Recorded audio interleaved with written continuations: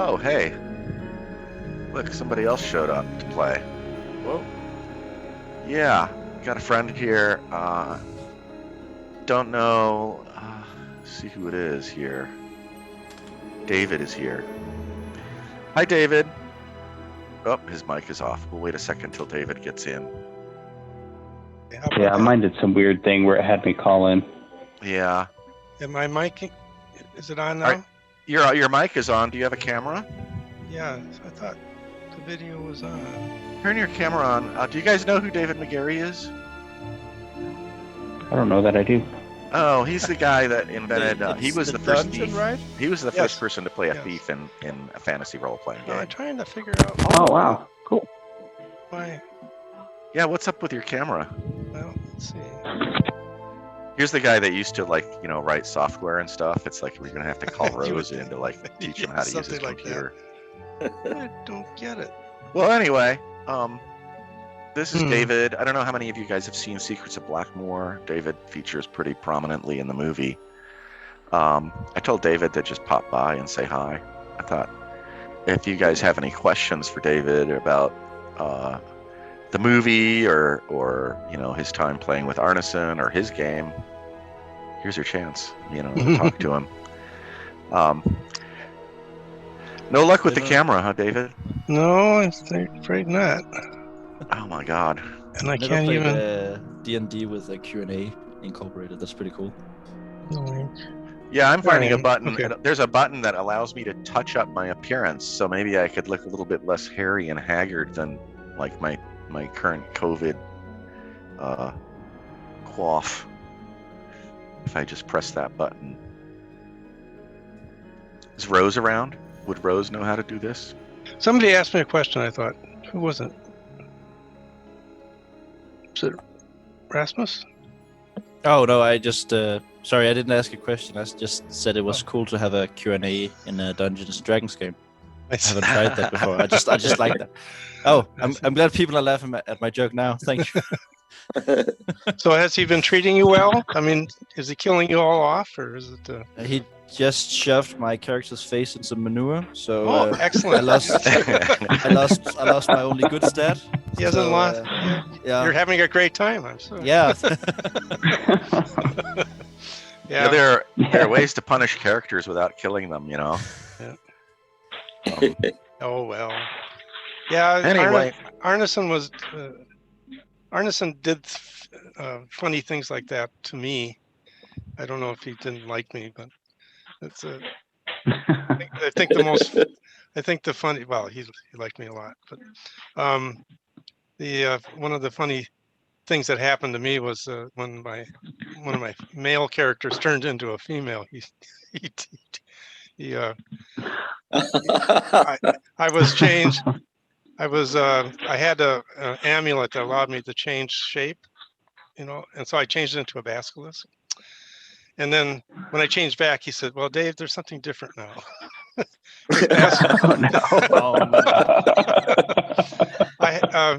This was during the phase when we rolled up all sorts of characteristics, and so we had a appearance one, we had a sex one, we had and so he just sort of said, "This is." I was very pretty, handsome adventurer wizard, So now I turned into the scholaress, right? And which was it changed how I had to deal with this character, right? She actually became one of my better ones. And I don't understand. I tried to come up with how, if I'm a female, how do I act, right? Or, what are the things that I have to pay attention to that's different than when I'm just, being a male? It really got sort of weird occasionally that Arneson played the Earl. He had a character in the Blackmoor environment as well as being the referee. And so occasionally he would, I'd be alone with the Earl, right? And then all of a sudden he'd be leering at me. Oh, that was man. yeah, I know that was sort of weird. So you're telling us that you flirted extensively with David Arneson? No, I was trying not to. I mean, No, no.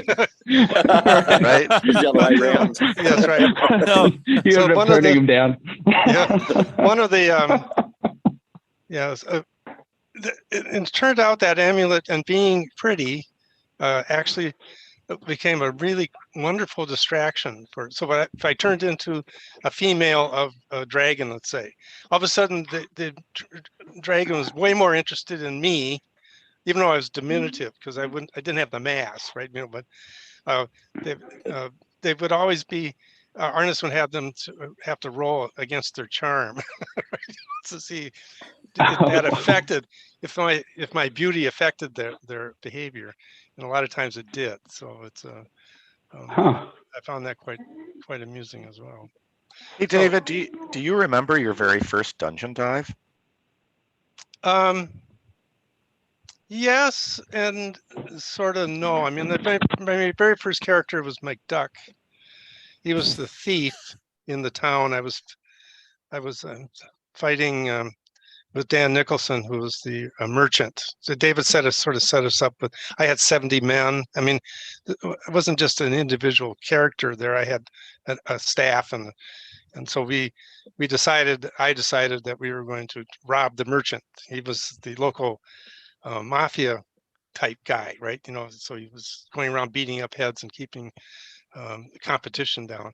So I became the sort of the Robin Hood character. So I staged a diversion in the Blackmoor town square, and I had dug a tunnel into his warehouse. So I had my men do the diversion, and it did draw the attention. And we punched a hole through the wall, and then we hauled everything out of through the tunnel of his basement. He found out about it later, and he was really upset. So I was pretty happy. But that McDuck, um, that was actually number one. McDuck died Mm-hmm. literally on my very first adventure. I can't even remember exactly how I died, but one of the things that happens in the with the newness of it all, you just want to go deeper and just explore so much, So you get into real trouble right away, right? And we're all starting out with low hit point characters, and so it didn't take much, right? And we became way more conservative as time went. So number one, McDuck died on the first adventure, right? But number one, I didn't even name him anything, right? I just said, well, number one. I was thinking of Star Trek, right? Picard's always saying number one. That's sort of. But so number one just kept living, and that. So I've now over the years just said, no, I'll just call him McDuck, right? You just get, I just transfer the name. Don't talk too much about the first one. Just be happy that you. But did the first one die on a dungeon dive, or did he just die in the town? Nope, he died in the dungeon dive. Was that the one where you guys went with Greg Svensson and like everybody except for Greg? Yeah, but you got to remember. Well, you wouldn't remember. I have to remember. Arneson actually tried down in his basement. Tried a sort of. We are in the dungeon, and we'd walk into his base, laundry room and the shop, and we'd run into these creatures. He would say, well, "Okay, here's a werewolf or something like that." Right? And we'd hack and slash, and then the last one we ran into was a gray pudding, and so all of us tried to do something. I died with the gray pudding trying to throw my flask of oil to burn it. Well, I got too close and it just reached out and got me. That was one where Greg Swenson said, "No, I'm not attacking." And I think that is that's the adventure he's remembering. He's down in his basement, but maybe I don't know. I mean, it's curious because you say that number one died on a dungeon adventure, and we're still trying to figure out when Dave Arneson ran the first dungeon, and a lot of people say it has to be Christmas of '72, and I think it was earlier. I think it might have even been before he might have done town things, like he might have done a test dungeon. Well, but 72 in 72, I'd already invented dungeon in that November. So Right, you're so already there. Christmas 71 maybe might be the. That's what Greg says. Yeah, I don't know. And Ross says that Arneson did dungeons, but he didn't think it was that interesting, and so he stopped doing them. But then everybody else was like, "Oh man, you got to do the dungeon. This is the cool thing." And so you guys made him do more dungeons, even though he didn't think it was that important a thing.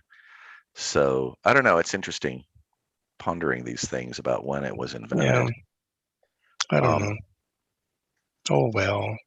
Anyway, you want to tell them quickly the story about the hand phaser and the druid? Because I think that's great. This is way before D&D. Yeah. Before Blackmoor. Well, Arneson was trying to meld. He had a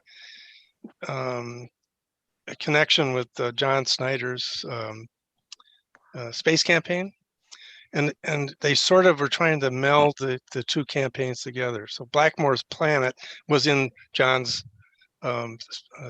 space campaign, and the backstory is that David Wesley and Ross, or some of our characters, were actually transplanted onto this planet. They were, and so because he had that sort of connection, he thought, well, let's try taking some modern, a modern, right, a phaser, and introduce it into an ancients battle. And so he had, I'm not an ancients guy. I don't care, but he needed somebody to play the ancient, in this battle. With Ken Fletcher was an artist that David knew, and he came along, and we were playing at Pete Gaylord's basement. And Pete had these elephants, the war elephants, and he was about to crush our right flank. And so I said, okay, well, I'm going to use this. He said, well, when you want to use it, David, just let me know, and then we will adjudicate it. I said, let's do it. So I pointed the phaser at the elephant, and it disappeared. And Pete was furious. He couldn't he threw us out. He stopped the game. He was so mad. You guys got to leave, right? So and it's like and Peter Arneson and Peter argued with each other, for a while, and then I think we were trying to say, okay, well, we'll take it back. Now that Pete would have none of it. It's just like, no, you broke my fun, and I'm not going to let it go. So we had to retreat, and we left. So that's phaser meets elephant, and elephant lost. That's funny. I've always thought that happened before Blackmoor, before you guys had even done the fantasy stuff. Well, maybe. I'm not sure. We'll talk to Ken Fletcher, since he was there.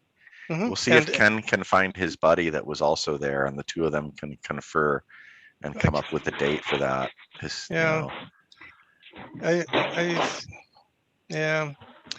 I can remember the table. I can remember the elephant. Pete had an elephants, miniatures elephants, and he had painted them really nicely and stuff like that. And Arneson reaches over and takes it off the table, right? What are you doing? He said. Well, something happened, right? it's gone. I don't want to keep the game held up too long, but okay. You talked about it in the movie, and I just think it's such a great story. Can you just kind of describe like the first time you walked into Arneson's basement and it was like a different game? I mean, like, what is that like? My first time in David Arneson's basement was being part of the Grand Army, the French player in the Napoleonic campaign that was running. And I just pushed soldiers around. But I was always struck by the fact that, I come down the stairs into the basement. Arneson had a ping pong table, and where we set up the figures, but he had a couch at one end, and he was sitting in the couch and sort of the grand master of the room, right? And I could tell that everybody was paying attention to Arneson, right? You know who the leader is in the room. You step in and you sort of make that determination. We do it unconsciously a lot of times, but I really immediately knew, well, he's the one that's in charge, and so that became quite apparent as we went on. The very first time the fantasy I ever ran into the fantasy, I was expecting another Napoleonic battle, and I came down, and everybody was all excited that they had just finished something, and I think it was Dwayne Jenkins says, "Well, you got to get a part of this," and so we had the chainmail. We were using sort of the chainmail characteristics table. I had to roll something up, and Dwayne was helping me. I was flabbergasted. What's this all about? And then so Dwayne helped me roll up a character. It's a fighter of some sort. It wasn't McDuck. I mean, I had no idea what I was trying to do. Later on, I made my sheet, a character sheet, so I have a more permanent record. But that was just on a scrap of paper, and I couldn't. So, and then we went on some dungeon. We roamed around the Blackmoor, and I can't remember exactly whether that was we went down into the dungeon or we went over to that. There's this sort of troll idea underneath the bridge, and I can't remember if I was part of that or not. Okay. Just it's interesting because all you guys played. I think any of us that have been playing a long time, it all kind of becomes mush. Like I can't tell you my first D&D game, or I can, but I don't remember that much about it. But it all kind of blends together. So it's just cool to hear these stories, though. Anyway, so I wish my camera was working. I was sort of curious as to how you guys mapped. I have my my maps. How I kept track of maps. Oh, well, I have given them. I will reveal something to them so that you know what's going on. They have a patron that has hired them to go down into Tonnisborg. Their patron is on a mission. They don't know what their patron's mission is. They've kind of made friends with the Thieves Guild, and they're sort of working as spies, and they're supposed to infiltrate the Thieves Guild and find out who the Thieves Guild is working with, because they're worried about an invasion in Tonnisborg or Vestfold, and from the Egg of Coot. And so I sent one of the guys, I emailed him the map. Actually, he can email it to the other guys if they want to exchange email addresses. And it's just the map that the patron will hand to them so that they can go into the dungeon. And that way we don't have to deal with mapping. They just have these pieces of map. Okay. It looks kind of like your map book, actually. Do you have the character sheet for the first one, or was it just on a scrap of paper? It was just on a scrap of paper, and I was never able to. That's gold, David. If you could find it again. Yeah, I know it's gold, but it's almost 50 years old.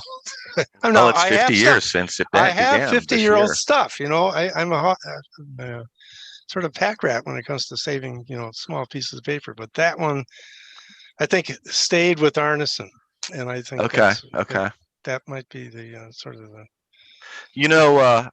The other thing I'm curious about is search those archives, because I want to know if you have a character sheet for the noble house of the Austrian Napoleonic campaign family. I keep looking for that one too. I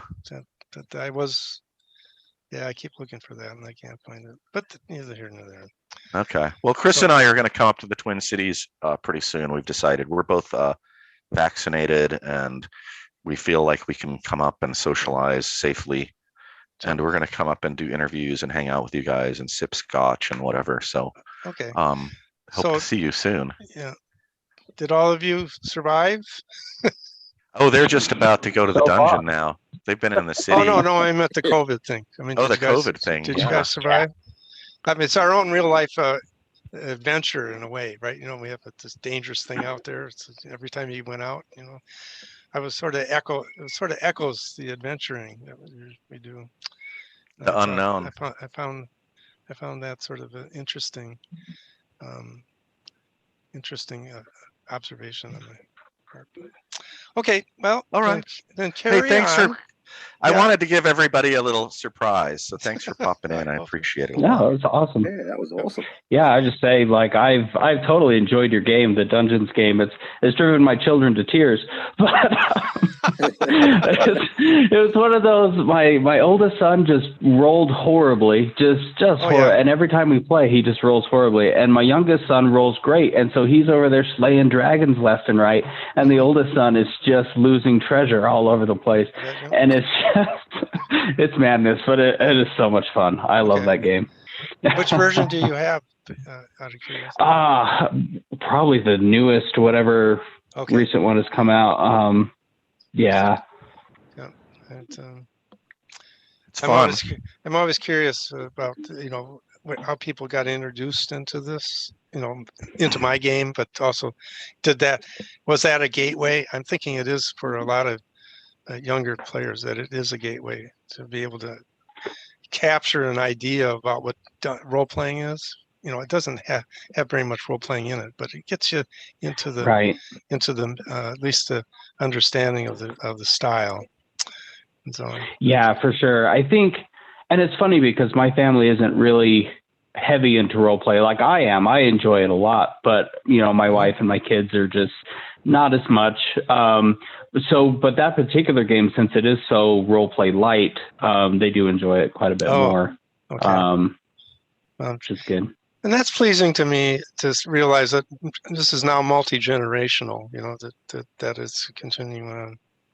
So, and my name's still on it, so I'm happy. That's good. Yeah, you got to keep your name on it. Yeah, that's one of the sad things is that, you can see Arneson and Gygax's names are sort of disappearing from the works. And that's, that's one of the things I made sure in all these years that I had agreements that my name had to be on. Now they're sort of fudging right now. Right now it's I'm the top of the masthead, but it's not on the newest one, the cartoon cover. It's right. Yeah. There's just a link to the booklet, but so I'm watching that link, and the minute that they fail to have that link, they're going to get a letter. Absolutely. Right. But, you have to watch them like a hawk, it's just like, oh well. Yeah. Okay. All right, David, thanks for coming, man. I appreciate it. I'm going to work on trying to get this camera working. We'll see. All right. Well, I'm going to run more of these. Maybe we can, I don't know, maybe you can come play sometime. It'd be hilarious to have you come play with a bunch of players. I can do that. Yeah. Right. All right. Take care, David. Bye.